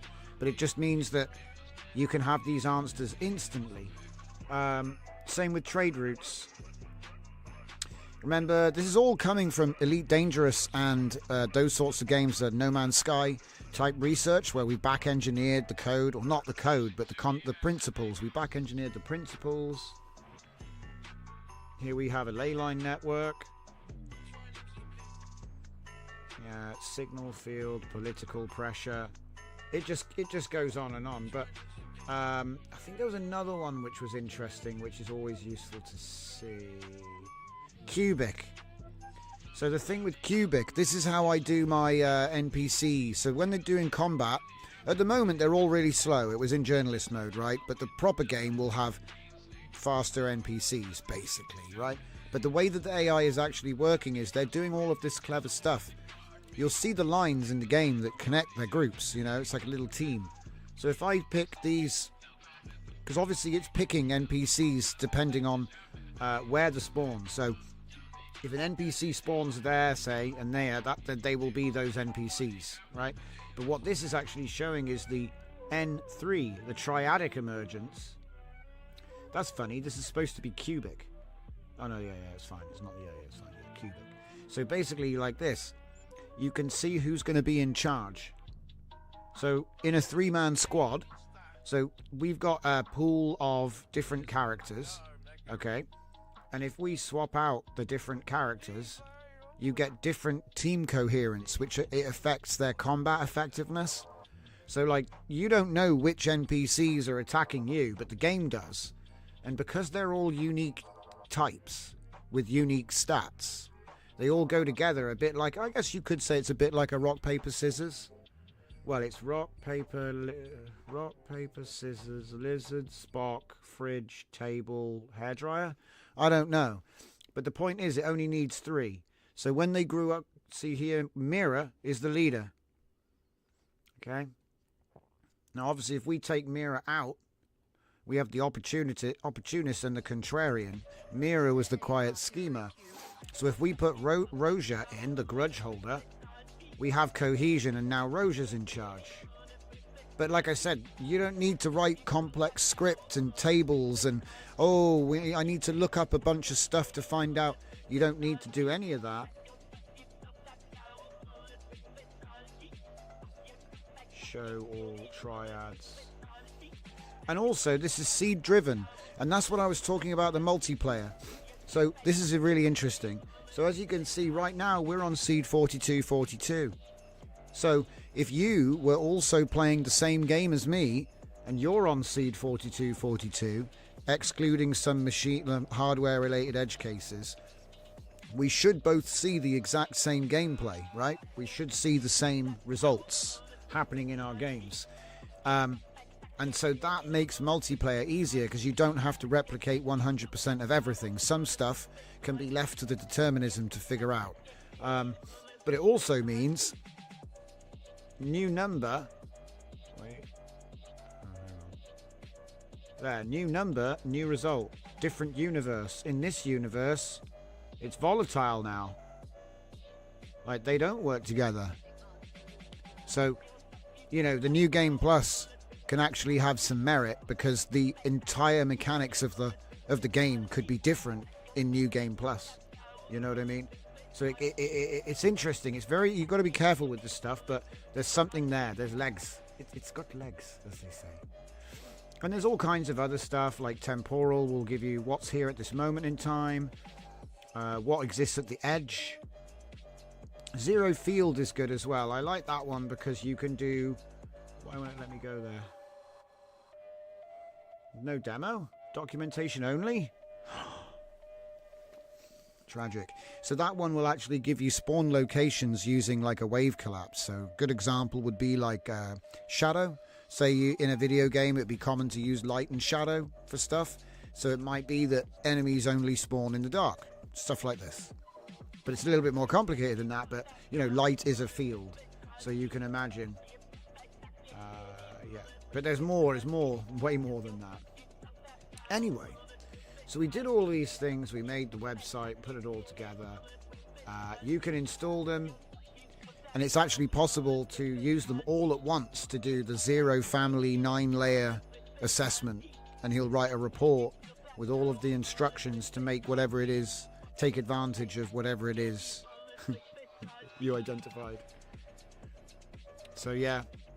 This is probably one of the most powerful skills I've built since Tins. And somehow we fly under the radar, so it's fine. It's like actually, it's actually a good thing. You don't want... But yeah, anyway, so if I go back... Repos, what else have we got here? So yeah, going up. SDNA skills. So this is a recommendation from Fernicar. He said, take a look at this, would you? And so we made a SDNA review skill. I've given out the grounding, the generalized grounding, and the demo HTML, which explains what this actually does. I think we can just go to the website, though, can't we? Did I not put the website on there? Huh. Maybe the website's not up. Maybe I forgot to put the website up. Hang on, let's just download it. Could have sworn I did, but it's fine. So Blender has an interesting design in their save file, which is they use structural DNA in the file. So self-describing data architecture. So it means you can do forward compatibility. So a Blender file that was made 10 years ago still works with the latest version. So it's an interesting thing to bring into your software design at an early point. And then what the skill that we made allows is to actually retrospectively put that in later. So then it's like, oh, it's not actually too late anymore. You can have Claude go in there like a scalpel, and he can change your bad save data and logging system or versioning, whatever. He can make it compliant, and then you get to benefit from these sorts of things, which are like, it's like common, and then you don't, the cross-referencing and the merging of stuff. But like I said, I haven't actually incorporated this into any of my projects yet, but I am looking, because what I try to do is I try to prove out the thing, make the tool, and then apply it. So then you can see that, oh yeah, it did actually work, because it's easy to make like a chat look like it works, but I try to apply it, but I haven't got anything to apply this to yet. I'm thinking maybe Narrative Splatoon inversion, because that's due for a new version for the writers, the writing system that we developed. So maybe the new NSL format could incorporate this in its design, because I got a couple of ideas of how we could improve it, and maybe this is one of the secrets. It's a little bit more than XML, I'll say that much. Excuse me. Okay. Now, what else did we do? So yeah, the voice stuff and the procedural was like probably the big deal of the week. Yeah, look at it. It's all been 0, 0, 0, 0, 0. Fusion Horizon workflows. Yeah, I think that's pretty much it, guys.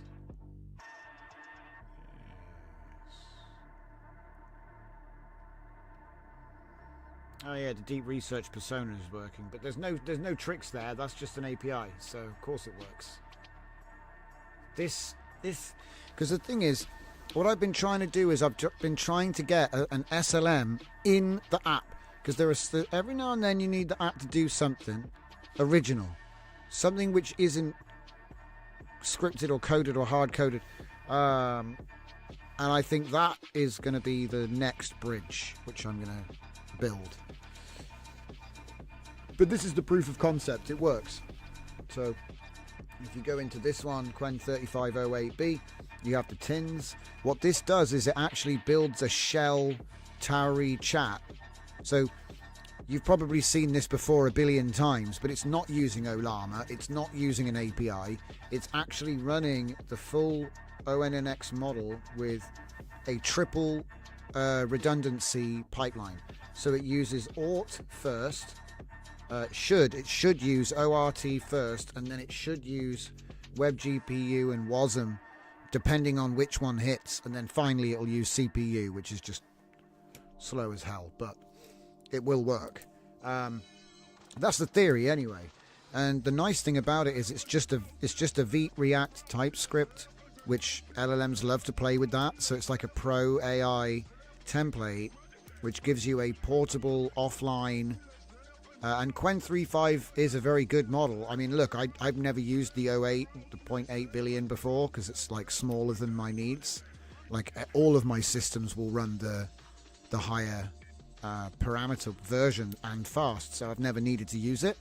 But I thought for the purposes of when you're trying to package it with software, you don't really want to be, you know what I mean? It's like, oh, because who's going to use it?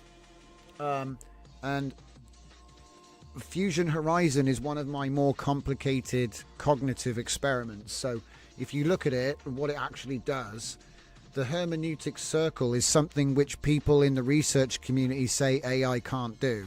For one point, just point number one, they say AI can't do it. Okay. And you're probably saying, oh, what about the results, Johnson? You keep going on about results. All right, let me just read this.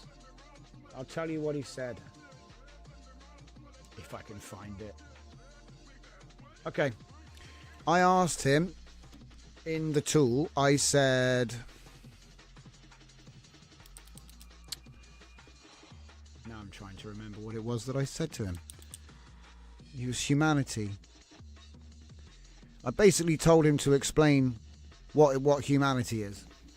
And he said, the analysis suggests that while the distinction between the static nature and the dynamic evolution has been successfully articulated as a philosophical necessity, the user faces two unresolved uncertainties. First, in the realm of ethics, the balance between the idealized notion of autonomy and the practical necessity of utility may require recalibration, depending on whether the goal is genuine freedom or effective survival. I said, what is the meaning of humanity? Sorry, can I continue? Second, regarding the excluded category, whether humanity includes non-human entities or if nature strictly excludes them, the precise exclusionary stance required by the user's context implies a significant gap between theory and practice. Consequently, there is a lingering sense of uncertainty concerning the exact boundaries of what makes up humanity, as the definition will continue to evolve through further questioning rather than being settled upon a single categorical truth.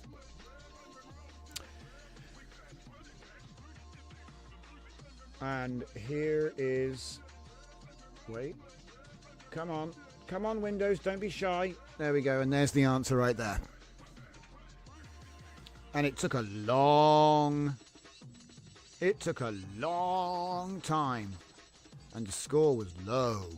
So it normally gives a better answer than that. But it did 2 cycles and the answer did converge. So, and remember, this is a fully offline 0.8 billion model running in the app. It's not an API. It's not a big one on... Yeah. So anyway, you expect him to give you a bunch of mumbo jumbo with a task like that. You see what I mean? So I wanted to know, is he going to break or is he going to stay on script? And he did. He managed to actually answer that question.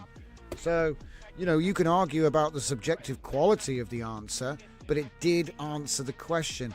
And so the thing is, I'm not going to be asking him high-level philosophy. That's not really high-level, but I'm going to be asking him to do little bits and pieces hither and thither. For example, maybe I've got an HTML template, and all I need him to do is post. I need you to post this information in this template at this time. That's all I need. I don't need him to do anything fancy. He just needs to reliably follow basic instructions. He doesn't need to solve problems, you know? Fernicar said, oh wait, we got some more. Sorry guys, I do apologize. I've been yapping.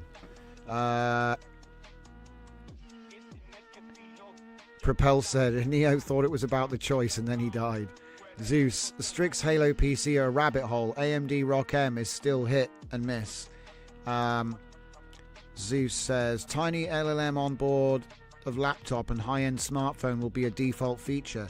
It's already the case, but it's API online stuff. Yeah, exactly. So what I'm trying to do is I'm trying to get ahead of that research field by basically building out a whole bunch of prototypes where we're doing all that.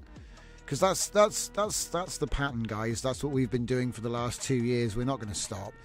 I will say, though, I avoided the claw, but I like the architecture.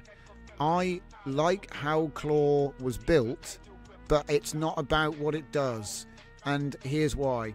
All of the major guys, they're going to have integrations. Claude already has them. You can do yesterday project scheduling with Claude, and you can now, on the doing experiments which have been rolled out, they're not for every user, but they are available, where you can do the Telegram and the WhatsApp and the Discord integration. So they're only going to expand and roll that out.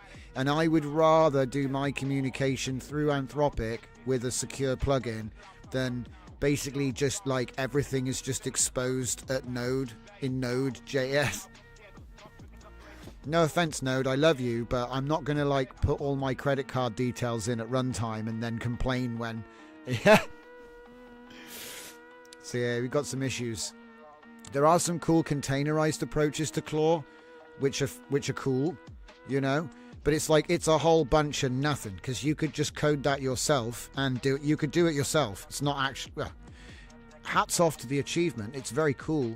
But I think that you could just build it yourself and do a better job now. Yeah, but I like the idea, though. I like the idea of building the writer's tools in a claw format, but not to do Telegram and stuff. That's not just the idea of having the containerized agents that can work separately but also together. That was a cool architecture. Like the topography of the agentic team was cool. I don't use Docker for 5 megabyte files though. Do you know what I mean? I've never made, like, I think some people, they Dockerize everything, and so it was kind of like a natural thing for them. But like I don't even have Docker installed. So a lot of the time I'm not even like, I don't even think about it. It's probably I probably need to fix that actually. I probably need to fix that. Maybe I'll just get a Docker skill. Get Claude to do that too. Let's see. Minstrel 3B took 15 minutes to give a basic math answer on an ultra portable from 2015. I'd say that's about accurate. That's about accurate, to be fair. It took about 5 minutes. No, nearly 10 minutes. Yeah, nearly 10 minutes to get an answer. But remember, this thing here that I'm looking at right now, it doesn't just do a prompt. Do you know what I mean? It doesn't just do a prompt. First, it does horizon mapping, which maps pre-understanding, assumptions, biases, and user context, which I didn't really give him any context. I gave him like 5 words. Then it goes dialectic analysis. So it does part-whole dialectical interpretation with tensions and insights. And then it passes on to a third agent for iteration control, where it evaluates convergence or decides to continue or finalize for 2 to 5 cycles. So he did 2 loops on the same problem. And then Horizon Fusion, which synthesizes all cycle insights and fuses all agent user horizons into the answer. So it's like, even if it's stupid, if it does everything, you'll get a good answer. Because we've literally made him do it like, he's probably answered that. It's probably more like 50 prompts in a row working on the same thing, but fully automated. So, and dynamic. But yeah, this is like a complicated version. Do you know what I mean? It's like I wanted to throw a complicated agentic pipeline because this is a 4 agent sequence, and each of the agents is quite complicated and particular in what it does, and then it's all running in auth. So do you know what I mean? There's no Python backend. It just does it all in the browser. And then you just build that as Tauri. So you get web GPU API with WASM fallback. Everything it's all web worker. And then it still has the open router support if you have, if you want to do that. Because I was actually thinking, this is my line of thinking, okay? I got Lena, which is my AI assistant. She sits in the desktop running on .NET and written in C. And she's got little animations like Clippy and all that. And she's got schedule and everything, right? She'll talk to you, all that good stuff. But here's the thing. I don't want her running on an API for absolutely everything she does. It seems a bit wastely. It seems a little bit wasteful. So I was thinking, wouldn't it make more sense to have a tiny LLM? So she's not really that clever, but she can look anything up. So it's like if I ask her to do something, she'll get on the phone to Claude immediately. You know what I mean? Or just give me the answer, because I know that. So it's like I actually don't want the local LLM to do anything clever, to do anything complicated. I want it to basically pick up the phone. You know what I mean? It's like imagine if you're in a company. There's a person on the front desk that answers the phone and says hello to people that come in the building. That's what I want. I want that. The meet and greet, You don't because she can go and get the lawyer, the sales guy, the engineer if we need him. But if we don't need him, we can just keep it casual, Because there's no need to be paying every time, oh, what's the capital of France? You don't need to pay Sonnet 4.6 for this, So I'm trying to make it so that, because we already see this, by the way, if you go and look at what people are doing, they've got systems where they're doing, we don't use Opus for everything. If it's copywriting, we just use Haiku for documentation, or, And so I'm thinking, yeah, try Nan Beige. Yeah, I do. I love Heretic. The system Heretic is great, and I love Nan Beige. The issue is, and the reason I picked the Quen is because it's a vision model and a text model, right? It's under a gigabyte, and it can do tools. It can do tool use. I haven't tested it with this little 0.8 yet. To be honest, I was happy that it was just able to do everything it was supposed to do. But it was able to do everything it was supposed to do. Do you know what I mean? This is quite a complex, it's quite a complex pipeline. And it's experimental as well. People said it can't be done. You said, oh, you can't do that. AI can't do hermeneutics. Can't do it. It can. It can. You just have to write the code. See, the thing is, I think when people say AI can't do X, what they mean is AI can't do X in a single prompt from ChatGPT, like their website. But the reality is that the same AI can write the code which will run and do the thing. Yeah? Like we found this out a long time ago. We wanted word clouds. Like an image, which is a bunch of words that are the size of the commonality. So you give like a big data set and it has a bunch of words in it, like prompts. And then the most common words are bigger word cloud, right? We wanted to do that with AI. And obviously, you can already do it with Matplotlib, right? And this is where we caught him. This was probably going back maybe a year or two now. And what happened was we wrote out the prompt. And obviously he tried to do, this was ChatGPT as well. We wrote the prompt out and he immediately did image generation. And of course, you couldn't spell back then, right? So all of the words were all like jumbled letters and stuff, yeah? And so then what I did was I made an XML structure, so like a pseudo structure that looks like XML, but it's just, you just made it up. And inside of it, I just basically said, you're going to do this, you're going to do that, you're going to write the Python and run Matplotlib. Now at that time, they told us he can't run scripts, and the ChatGPT would tell you, I can't run scripts. So then we told him to use the prompt to do, use this system prompt to make this using this list of words. He did it, and the agent's still up on my thing in LLM prompts. It's still in there. Word Cloud v3. If you look at the code of what the prompt was, and he did it right. It was perfect, and the only way he could do that is if he ran the code. So we've known for a long time he's slippery. He'll just write the hit. So anyway, summing up, don't try to make him do everything. Get him to write the code, because it's a bit like this, you know how to do the math, but you get a calculator for the crunching part, right? Because you want to be sure the numbers are right. So you know how to do math, but you get a calculator because you want to be sure that you are not making a mistake. So you write the calculator in Python and then you say, listen, if you need to do some math, use your Python calculator. Don't ever try to guess the math, because you will, and you'll get it wrong. Even though he's very good, he will get it wrong. And this prevents that. It's like, you're not allowed to do math, you have to use calculator.py or something. And do you know how easy it is to write a calculator in Python? It's not even hard. So it's sort of like, I think we touched on this a couple of weeks back, the benchmarks for math. It's not about how good he is at math. It's just a nice way to objectively rate how good he is at something. But I don't think you should ever get the AI to do math. You should get the AI to write you complex code that's going to do the math. Yeah? So that's like the big thing. The big thing is like, get the AI to write the code works, and then you get the AI to trigger that code for cheap forever.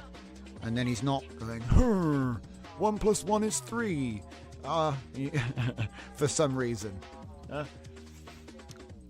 So let's see. Quen 3.5. I like the 9 billion version, but that's sometimes a bit big for some computers.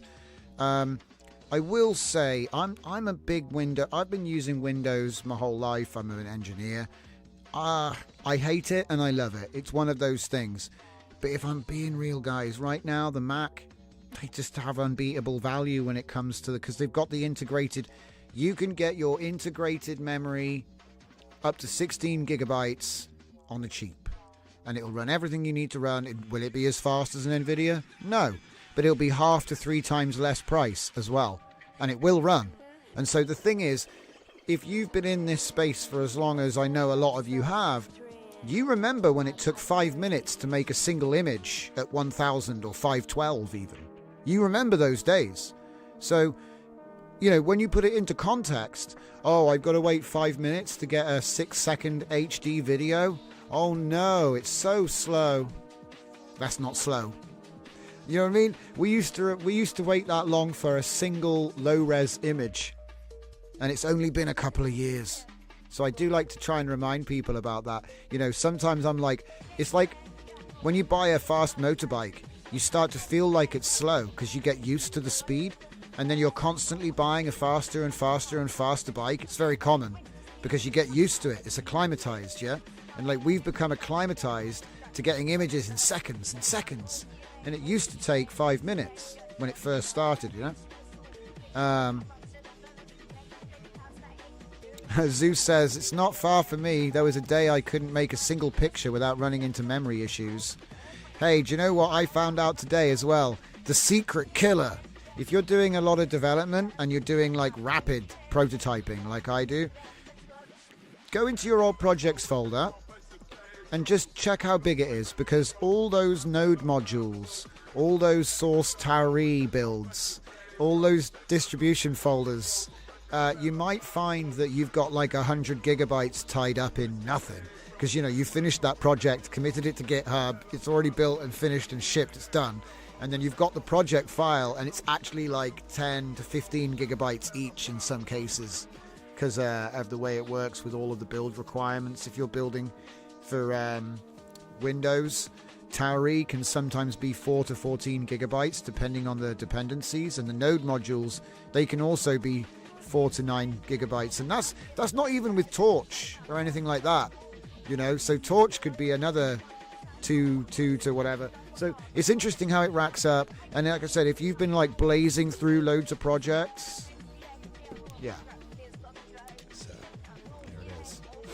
All right, guys, I'm pretty much getting the hell out of here because they're going to close. I need to get that big arch. I need to get that arch. I need to get some. I need to go buy some burgers. So thank you all for joining me on another lovely Sunday. We basically did something different, you know. We're doing different stuff. We got more here. Let's have a look at this one. What's this one? Wait, did it just make the same one again? Oh no, I think no, that's the same place, but it's a different shop. Wait.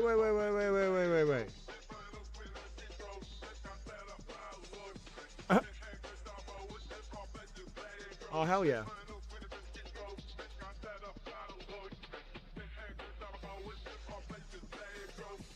The cars are so confused about what they are. Is that a Mazda or a Maserati? Or an MX-5? Or an RX-7? Or a Ferrari? Wow, it's trippy. Oh, Sylvia! Okay, I think we've had enough. So, that's pretty much everything I had for you tonight, guys. Thank you so much for joining me.